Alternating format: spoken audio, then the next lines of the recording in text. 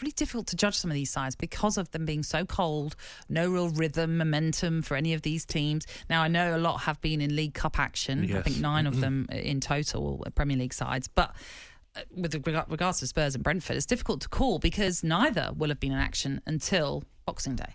And you've got to look at Spurs, Harry Kane. You know, missing that penalty, is that going to affect him? Is he going to go on a run of games where he's not at his best because he's still on his mind? Son was away with him with the World Cup. Richarlison, you know, had the heartbreak of being knocked out early for Brazil. So you don't know how teams are going to be in that first game. And like we were saying, weren't we, Ray? You said like you'd be backing, you know, you'd be backing the underdogs, definitely. I think it's really hard to call this first game back. And if you had a bit of value, you'd say, right, let's back all the outsiders and see what happens, because there have been shocks over the season. It was a shock Brentford beating Man City, wasn't it? You know, you was up there, Natalie.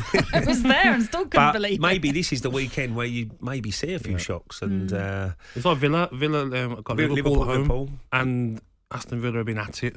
You know, they've been away in Dubai training.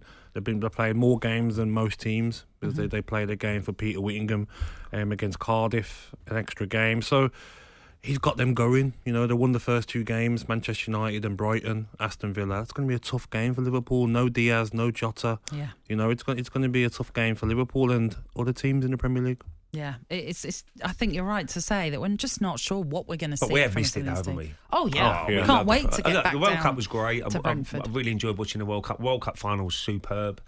But you do miss that Premier League every single weekend. I like the New Year's Eve, New Year's Day games as well.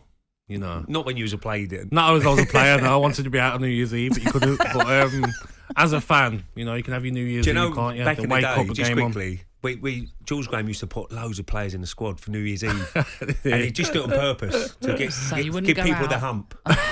Right, and if you knew you was playing, no problem, you'd be in bed at 10 o'clock. But certain players knew they wasn't even going to be on the bench. There was always a party at our hotel as well. And I remember one night, a few of them sneaked into the party. Ooh. So the team talk next morning. George Graeme tried to double bluff them.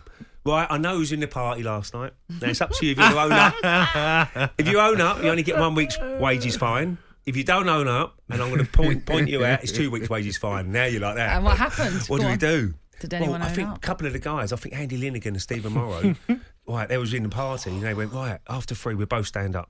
And it went 1, 2, 3, and as he went like that, and Lineker, he stayed sitting. Stephen Morrow stood up, and he could find him 2 weeks' wages because he didn't know who was in the party really, and he was just double bluffing people. And then Lineker was like, he got away with it. I quite like that though. That's a master. He knows what he's doing. Very good from George. I like that story. talkSPORT Breakfast, waking you up Monday to Friday morning from 6 a.m. on AM, on DAB, via the talkSPORT app and on your smart speaker. talkSPORT.